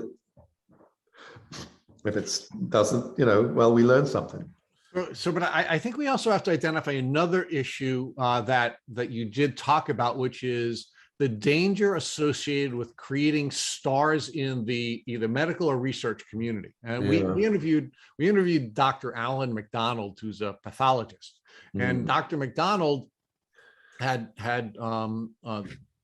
during the course of his career, he had discovered a connection between Lyme and Lewy body dementia. And he had been, and by the way, his papers, which were refused publication in the 70s and 80s, have finally seen the light of day. Yes. But what had happened when he initially made the discoveries and were presenting these discoveries and was presenting them at different conferences, the stars in the field at the time, Alan Steer, for example, were accusing him of doctoring data because and he couldn't get his paper published as a result of that. So I think it's really important that our listeners re-listen to the part of your very humble but important response to Matt's question about not accepting star status yourself and not having a community of researchers and doctors who are essentially gatekeepers and then force us down a particular tunnel, which is, of course, where we find ourselves now, which I want to ask you. So because we have so many doctors who are not given access and their research was not given access to academic papers, and because there wasn't a lot of money available for researchers like you until very recently, weren't our clinicians kind of limited in what they could do other than trial and error and doing the kinds of things that Dr. Horowitz and others are doing? Yeah, I'm not going to, say that you shouldn't do it. I mean, just saying that I wouldn't do it. I mean, I hope what we do is safe. I don't want to kill anyone. I've seen people do that in our business. I have seen them do that for their career. I've seen them do it. And I don't understand. To me, it's tantamount to murder, really. I mean, you've got to understand that what we're doing first is a privilege to do science anyway. And it's a bloody struggle. It really is. I mean, you don't boo-hoo if you're having trouble getting somewhere. I mean, it could be a life's work, right? So the case you made with Dr. McDonald there, you mentioned, it is now being realized that inflammation from infections is called, in the head, is like Alzheimer's and dementia. And Neil was a big fan, I wouldn't say a fan of it, that's not the right word, but proponent of this idea that underlying there may be a bacterial infection, a viral infection. There are definitely diseases we know about, type 1 diabetes being a good example, taking out your beta cells when you were a kid and causing a lifelong disease. I mean, that's there. The realization of how these organs can use our own immune system against us is emerging in the field of immunology and in general. People are getting more and more. COVID is just, this damn thing comes in and it causes this, it's the common cold virus gone on steroids. Literally, it's, aggressive, causes this massive lung damage through inflammation. What did they learn early on, perhaps the treatment was not the right one. You remember people up in New York was awful, but dexamethasone, which is a potent steroid, would have helped. Helping people now. Reduce that inflammation, get them through that critical period. And then there's all this secondary infections going on with bacterial things coming in and causing long-term damage. Probably this. There's a new idea of long haul, the long haul syndrome, parodies with chronic Lyme is there. People have been talking about that. So, there's a complex, so we're learning more. So I think Dr. Mull's ideas are more accepting now, but it's absolutely true that you're going to be up against the dogma. And but you've got to fight for, be honest. Don't cheat. The minute you cheat, you've lost all credibility. The only thing you have as a scientist is your integrity. That's it. It's there's this peer pressure to be the star. I just think that's the most pathetic thing. When somebody has to feel that way, especially as a scientist, go be an actor or a celebrity or something. But Dr. Haystead, I think the problem is that one of the reasons why so many researchers and professors feel the need to, gain celebrity status is you have to find the resources to do your research, right? I mean, if you didn't have the Cohen Foundation and the NIH and the other foundations who are funding your research, and you couldn't even do your work. So there is a certain level of vanity that's required in order to be able to get the money you need to do the research you need to do. Yes and no. I mean, I think a lot of it is, there's an art to writing these things, how you do it. I'm able to leverage what we've done in the past. When somebody said, I remember I was trying to raise some money, and they said that, well, what have you done? And I had the pills for Serenex. They shoved them on the table. Why is this so great? Bam, put that down on the table. We made these things and they went into people. No one's done that. I mean, most of the academic stuff, and Neil said the same thing. That's trying to get these things that we make across the line. They must be real. They must work. We will, if they don't work, we'll walk away. We're not going to continue to try and push that idea. We'll start something else. I mean, we could fail. We're actually going through a process the last 6 months. I said, if by Christmas we haven't fixed this, we got to start again. And it's actually to do with making a specific inhibitor for the Borrelia. There's another path I can follow, and it's to do with the biology of 90. I think we could tease the difference between the human out. But then recently it started to show promise. That we're starting to separate it, but it's a bunch of hard work. I mean, but we're not going forward unless it works. Believe me. I mean, we will not try to pull the wool over anyone's eyes over this. We can't, because the proof is in the pudding. We're going to have to give it to a guy like John Alcott. He's going to have to get a radiologist or somebody to take this agent and put it in people, that are infected with Lyme. It's got to work, and it's got to be safe. We can't get past that, So Dr. Haystead, when you just said that you're working on something now that you just had some breakthroughs with, that you were hoping to have some clarity for by Christmas, is that isolating another protein that's common with Lyme disease that you want to, is that what you're referring to? It's the molecule backbone we were working on. We found one that looked like it was very specific. It was of the class of molecules we were working on that are known to inhibit the human form. We looked at all of them against Borrelia and found a subset that showed intrinsic selectivity and potency against Borrelia. Great starting place. Still retains some of its human. Got to get those two apart. And we were doing this, what's called an SAR campaign based on a crystal structure that we got of the Borrelia protein with this drug target. Its drug rather. It was done by Matt Redembo, was also funded by Bay Area Lyme, and he got that thing in 3 months. He got that for us, big tick. Then we start our big medicinal chemistry campaign.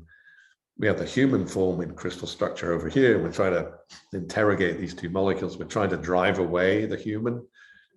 At the beginning of the process, we were driving away the Borrelia one. It was like getting worse. It's going the wrong way. The human one's getting better. We've learned some things about the way that the evolution has conserved things in the Borrelia and prokaryotic pockets, because they're under this constant assault from each other, and a human one isn't really. And but now we found a niche, a little chink in the armor, a little crack, and that we can get in there. And I started to find a series that looked like we might be able to separate, get to the mission, to the end goal, which was the Borrelia specific version. It turns out there's a backup plan, and that's to do with the biology of the human form, which more and more we're being convinced is only associated with bad news and disease. So if we had to go that road, but that's my consolation prize, if you like. I think if we can, the importance of deriving a Borrelia specific one is it opens the door not only for that diagnostic test, but other species. Like it will get other investigators interested, I think, in the idea of targeting first this same protein, but some other proteins. And in the Bartonella project, we're working on another protein that we think we can do the same strategy with. That would be big news. If we can change the antibiotic paradigm, if you like, that could open up a whole explosion. And it turns out that, working in this, so we actually culture Lyme Borrelia in my lab. We got really good at it. We've figured out how to do it in a high throughput way. I've got chemists that usually work with, growing up these bugs. We've got it down to a science, so, we can really, it's become a good model now. It's sort of like a test model for other organisms, because it's, it's sort of safe to use on the pathogen scale, and become quite a good test species for other targets, I think, and expanding the idea to other things. And I think that could be something that it could, I think, ultimately even fund. You can imagine if we have this process we develop works for Lyme, who's going to fund that? Who's going to pay for that? Or maybe we could create an entity or a company that, as something you could use with COVID, or something you could use with other diseases that you could sell to somebody to create value to fund the Lyme research. Because another aspect we think to get a therapeutic and a diagnostic for Borrelia is going to be to have to drive this thing ourselves all the way to a product, and find a way to do that. Then pharma might get interested in that business. Dr. Haystead, you mentioned antibiotics again, right? And my question is, how are antibiotics different than what you're developing? And it sounds like to me that, like something like doxycycline for acute Lyme disease, it's a very, very heavy broad spectrum antibiotic, and there's a lot of, I guess, secondary things it can do to the human body. So with your targeted therapy, I think you're saying that you're not worried about the side effects because it is so targeted, and that's the advantage of what you're looking into versus a broad spectrum antibiotic or antiviral or whatever it may be to treat other things. Yeah, well, because we use the imaging part, which is that we know what we're hitting, if you like. We can see in a human, where the disseminated disease is first. So the same drug, if you like, or imaging agent is now used to bring in this toxin. One of them we call a berserker molecule. It sneaks in and it causes release of local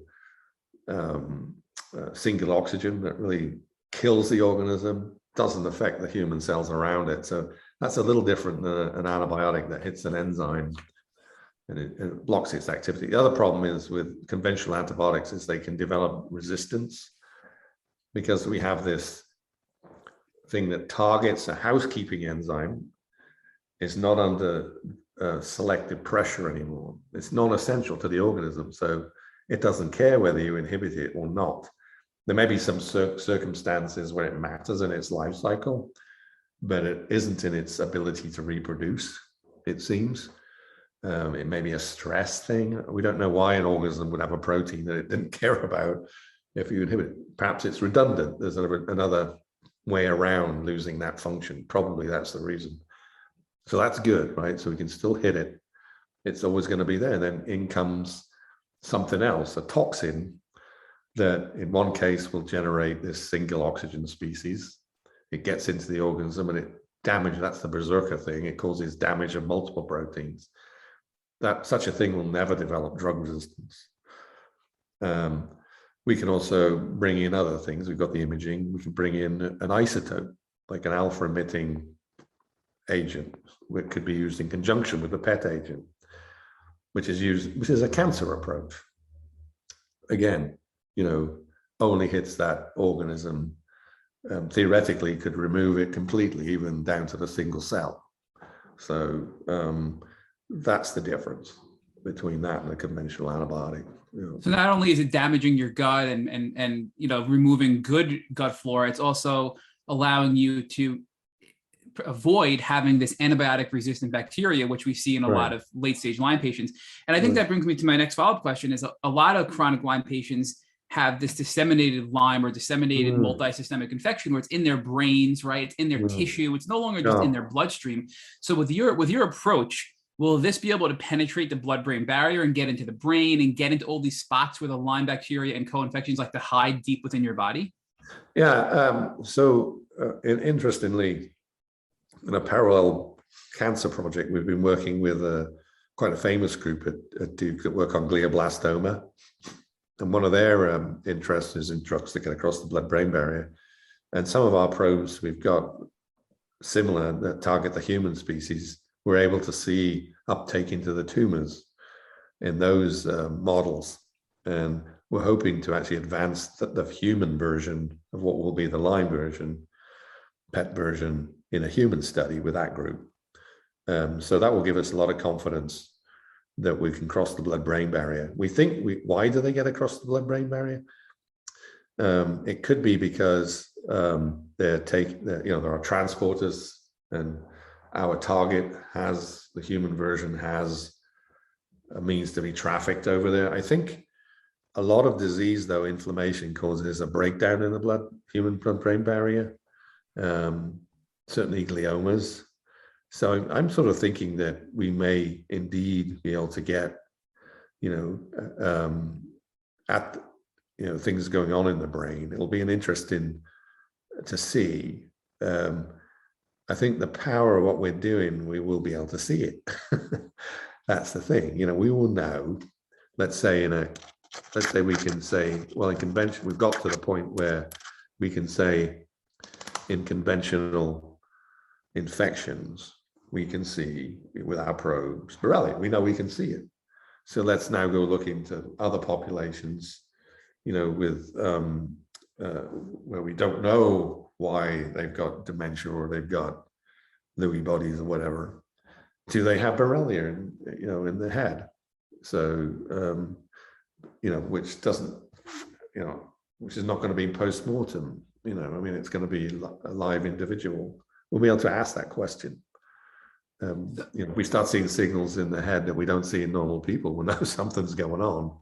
You either got cancer or maybe you've got an underlying infection. So just like the work you're doing here to target the Lyme, you're confident that you can cross the blood-brain barrier because of other work you've done in the cancer world.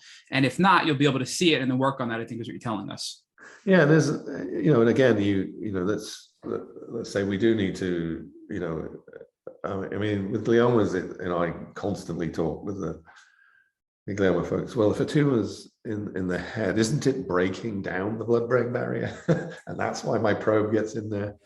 And they'll say, no, our model, it preserves the continuity of the blood-brain barrier. Okay, but in a normal human, we know our probes in the animal studies, and actually we've got a clinical paper that just came out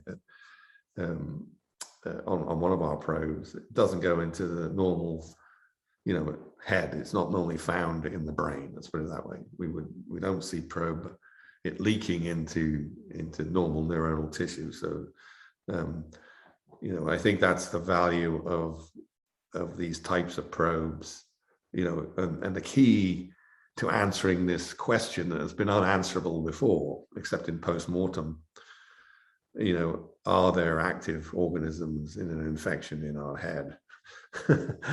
Most disturbing if we find that to be true, right?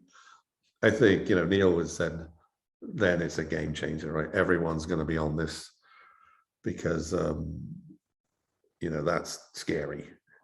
I mean, if you can prove that things like dementia and brain-related ailments are caused by viruses or bacteria using your technology, I think that's going to open up a ton of other doors for you beyond the Lyme community.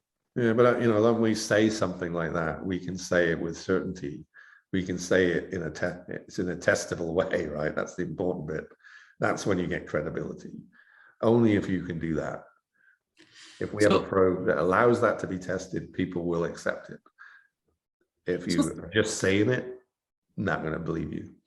Well, let's talk about that, Dr. Haystead. So, I know you're still in the middle of your work and you've made a lot of great progress. And you have a ton of great organizations backing you, and you seem to be the lead, right? I mean, we were looking at some of the Bay Area Lyme, diagrams they have out there, and it seems to be you're kind of at the top as far as the researcher, right? So, no, let's not take it. Kim Lewis is doing some good stuff. I mean, I love what he did with the antibiotic. It's a great story, actually, and it's a shame that he discovered something that was already, but it's still a great piece of work. Don't take that away. I mean, that's a great piece of work. There's what Michelle Baumbaum is doing is with immunity is extremely important. To name but a few. There are others out there that are doing things that I'm only here because of Neil. Remember that. I mean, I've got super excited about this project. It ticks a number of boxes where I think what we do could really make a difference. But let's talk about that before I get to that. The question I was just asking. So, like what Dr. Kim Lewis is doing, for example, one of the things that I think, and maybe I just don't understand the science enough, is how can a drug or this natural antibiotic, I think it's hygromycin, how can that be used in a chronic Lyme patient? Or maybe it can't be because you're just targeting the spirochete, right? Yeah. And we know chronic Lyme people, it's so much more than just a spirochete or Borrelia burgdorferi infection. So do you believe that discovery will actually have an impact alone to help people that are chronically ill improve their health? I don't know, but one thing if he can in a clinical trial show it's as good as doxycycline, it's an alternative to that. That's important. Maybe it could be used in combination with doxycycline. Maybe it can be used with pregnant women, for example, because it doesn't get across the blood-brain barrier, but it's an oral drug, right? So I think you have to, we all accept the, these co-infections. That's new, right? But you can't forget where you're coming from. Let's try to get one thing done. Then we can talk about, co-infection. I mean, it almost became overwhelming to us at one point. We're well into Lyme. We're super excited about it. We've got this massive train going forward on that. I think we're going somewhere. I don't think it's an exaggeration to say I want to talk to the funders about doing the clinical trial in the next year or so. There's some things about an imaging agent that make it easier down the regulatory path. We've already done it once. The bar is a little lower than for a drug, for example. So we could really make progress there and have that companion diagnostic going forward, and then the treatment behind it. And then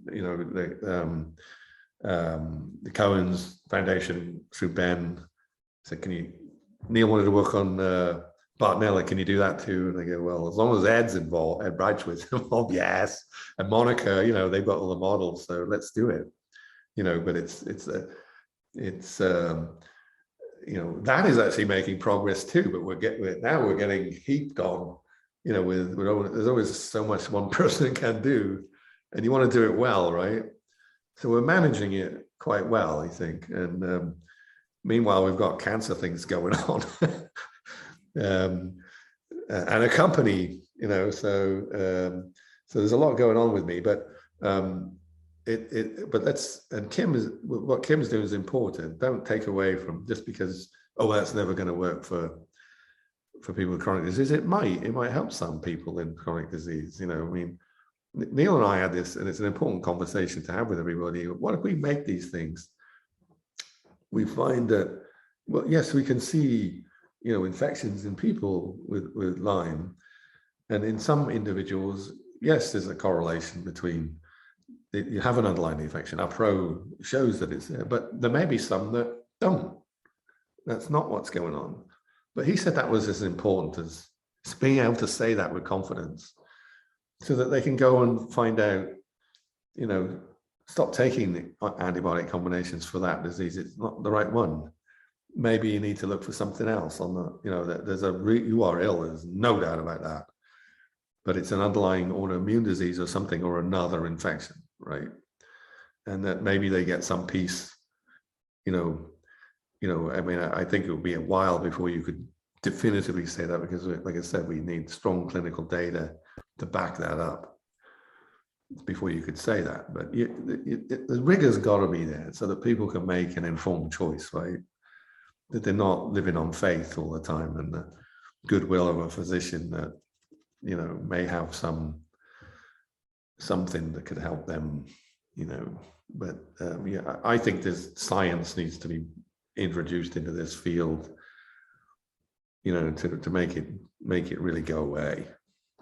And it'll also help prevent all the conflict and drama and disagreements in the Lyme community. If you can use a scientific method like you're doing and use pure science, nobody can refute that in the end, right? Yeah, I know it'll always be. I mean, we can't get people to get vaccinated. People just never believe anything. But yes, the main body, that's what we look for. I mean, I rely on that main body to know that if this stuff does end up in people, we're not going to hurt anyone. That would be a nightmare. We did everything we could to do it, and we got others. It's so important that others repeat what you do before you jump into that. You always have to remember that. You have to believe in what you're doing. So, Dr. Haystead, I'm curious about your thoughts on autoimmune, because you mentioned it a couple of times. I think you mentioned one doctor who's doing some work with autoimmune, and how you could have an underlying, autoimmune problem that then allows the Lyme bacteria to get you really sick. But could it be the other way around? So I guess what I'm asking is, can Lyme trigger autoimmune, but also autoimmune trigger dormant Lyme? Does it work both ways in your opinion?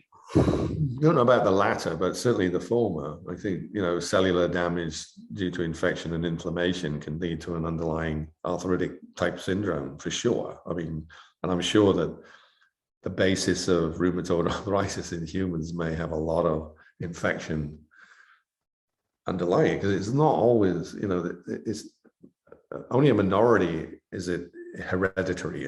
And there are certainly autoimmune diseases that have some hereditary element in them, but very few. A lot of them, we're all impacted. The most healthy of us can develop autoimmune disease that's debilitating, and one wonders where that's coming from, right? I think it's perfectly feasible and reasonable to think it's an underlying infection that caused it. I mean, exposure to the environment, that cancer, that's for sure. We all accept that, and look at come back to E. pylori. What a revelation.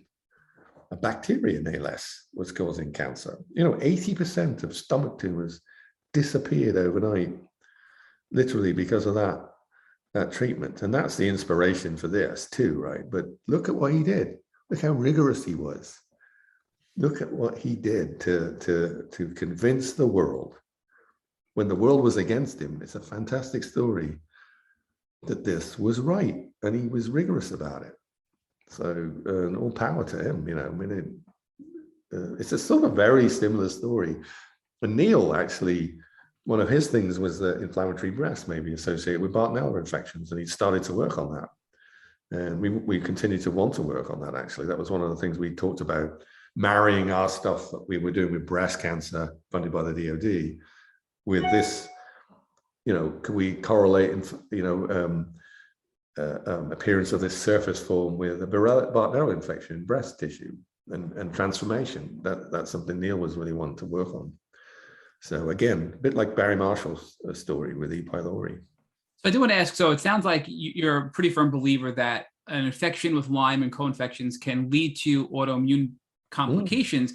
And we've interviewed over 220 podcast guests, and many of them have told us that they've developed out of the blue autoimmune diseases after developing chronic Lyme. And that as they were able to properly treat and get better from a Lyme standpoint, their autoimmune conditions actually either got better or completely went away. So do you think that that's something that is plausible or realistic, that the autoimmune condition is being caused or basically pressured by the bacterial or viral infections? And as you then treat those bacterial and viral infections, the autoimmune condition can actually reverse itself?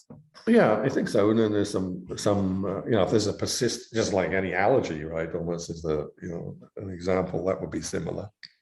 If you're persistently being exposed to antigens, that's not good. And also you could lead to the infection might have gone away, but the damage was done. And, actually, talk about my wife again, after her Lyme infection, she developed arthritic symptoms. And she went on anti-TNF drugs, which was Enbrel and Remicade, a tremendously powerful, game-changing drugs. And for her, they worked. And she was on them for quite some time, and it was, physical game changer for her. She was back to her old self. She was exercise fanatic, doing all that. And then interestingly, and this is, I think, a new phenomenon that people are studying, is that they were so helpful for so long. It was like her T cells had forgotten these memory Ts, that underlying autoimmunity, the reason for the autoimmune disease. She does still take methotrexate and some other things, but on a much lower level than she had been doing in the past. And so one theory we have is that perhaps, that underlying post-Lyme damage, if you like, because she did respond to the antibiotic, went away with the right therapy. In her case, tremendously lucky, right? It's not, I don't know if it's completely gone. She still takes some things, but not these quite serious drugs or these biologics. So I think that, I think that if we can, in some cases, if there's an underlying infection going on, that's been difficult to detect and it's still there, and the antibiotics there, maybe they're antibiotic resistant. I don't know, they're not worked on them. We found that doxy doesn't seem, when they in our growth experiments that we're doing in the lab, they don't respond to doxycycline when they're in this, what they call the stationary phase. You can regrow them out, and they're certainly responsive in that logarithmic phase. But here they say, well, that's no wonder that it's hard to treat this disease. if you don't treat it early enough, when it goes into this hunkered down state, that's going to be now it's got like a force field of biofilms around it, which are highly antigenic, probably. Well, that leads us to a good question. It's like in your wife's scenario, it sounds like she had acute Lyme and probably eradicated the bacteria, but it sounds like it was damaged, the Lyme arthritis, and she took some of these medications like the anti-TNF that were able to help with Lyme arthritis. But on the other hand, if somebody has late stage disseminated Lyme, is it possible that Lyme arthritis is due to a persistent infection as well? Yes. Yeah, absolutely. Yeah, it's a persistent, ongoing source of antigens or irritations to the body, and they probably affecting host proteins. Inflammation is both our friend and enemy, right? Well, on that note, I know in 2017, at the end of 2017, there was a big in the news piece about you and some of the work you were doing with autoimmune diseases and cancer, and using this molecule, the TNF alpha, for people that were dealing with inflammation, autoimmune, and cancer. So is that where you got the idea to use that for your wife and her arthritis? No, not at all. No, I can't say that. No, that was way before. We were just starting Serenex when this was happening. It was all, we were our own. She got it it was in our yard that she picked up the tick. And this would have been circa, where are we, 2000, Alice was born in 2003. So then, right then, in that first round, circa 2020, 2002. Yeah, no, way before now. No, we weren't thinking about that at all at that time. We were thinking about HSP90 and cancer. No, the anti-TNFs appeared around that time.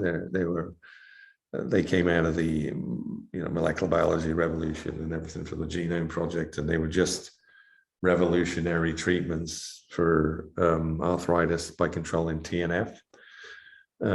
We have gotten interested in that signaling pathway, both through the HSP90 protein. One of the things that we were quite interested in, why it worked on proliferating cells. What kind of proliferating cells do we have? We have cancer cells, there's something in the gut. T cells, immune cells, when they see an antigen, they proliferate. What do the 90 inhibitors do there? Oh, they're potent inhibitors of T cell proliferation. And then I knew quite a bit about HIV, and I was thinking, well, you know what HIV does when it infects a person?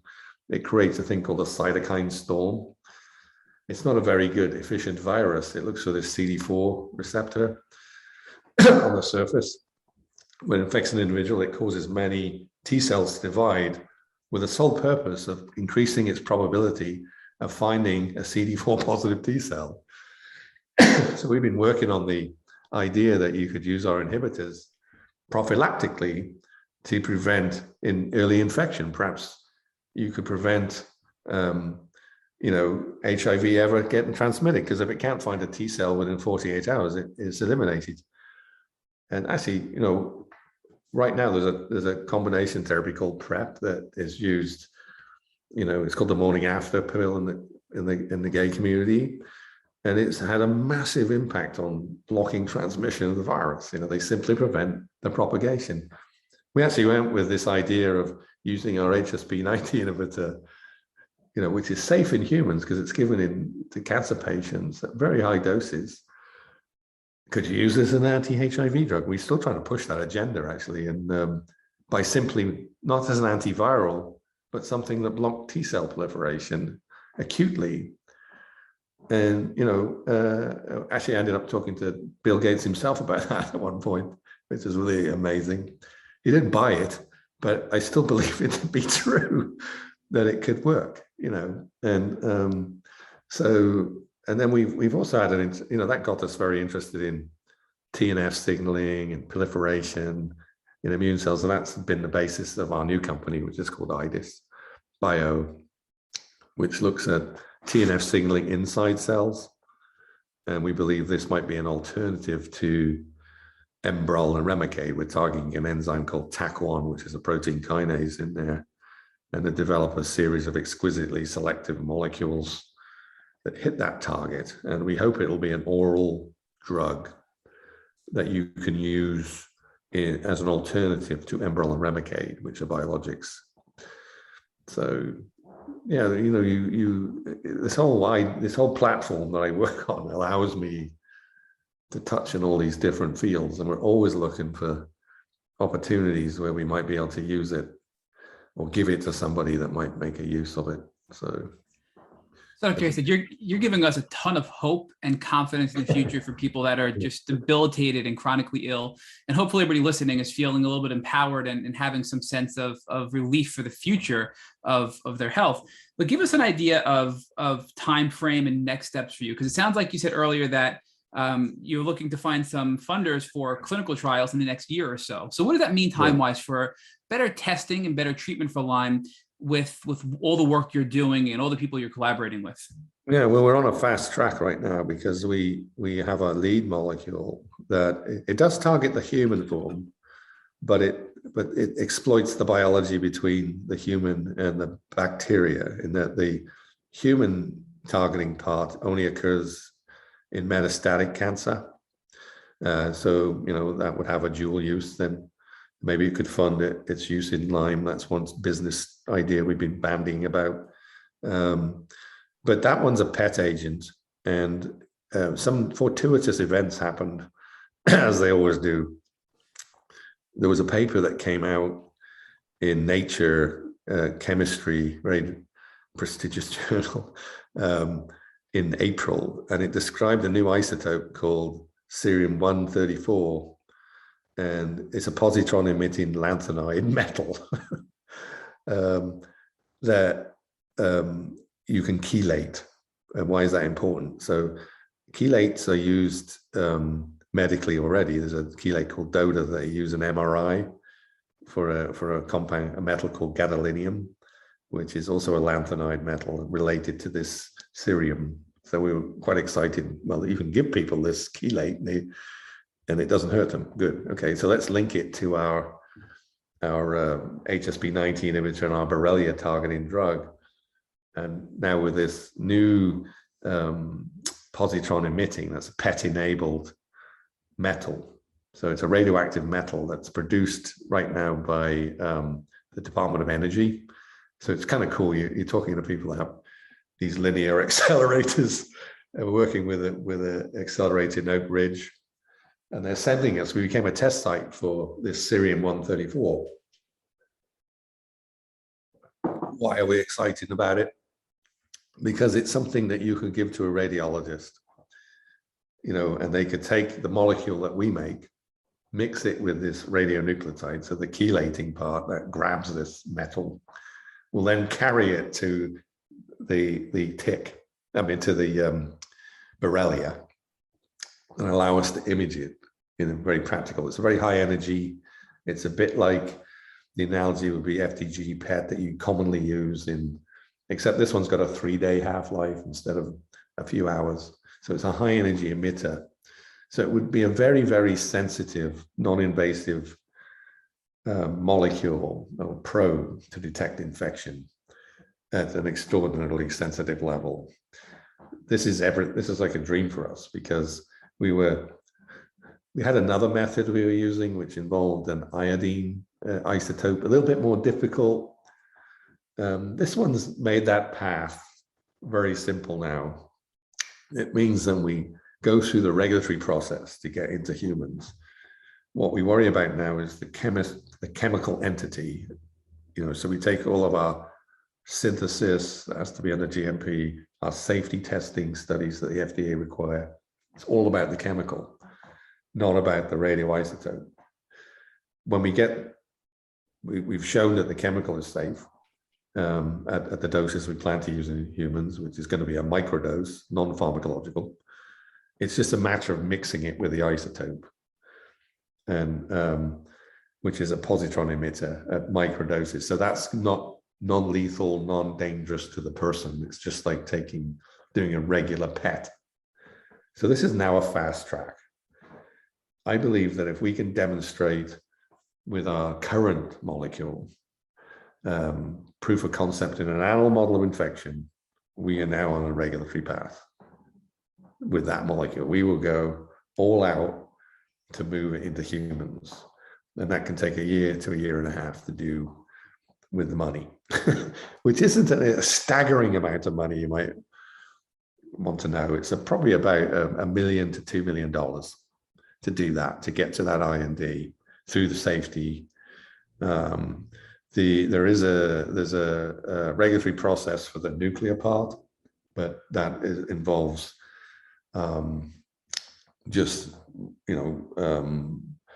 making sure the isotope itself is clean. It's not got any contaminants in it. That's handled by Department of Energy and physicists and things. So I think it would be something really worth talking about.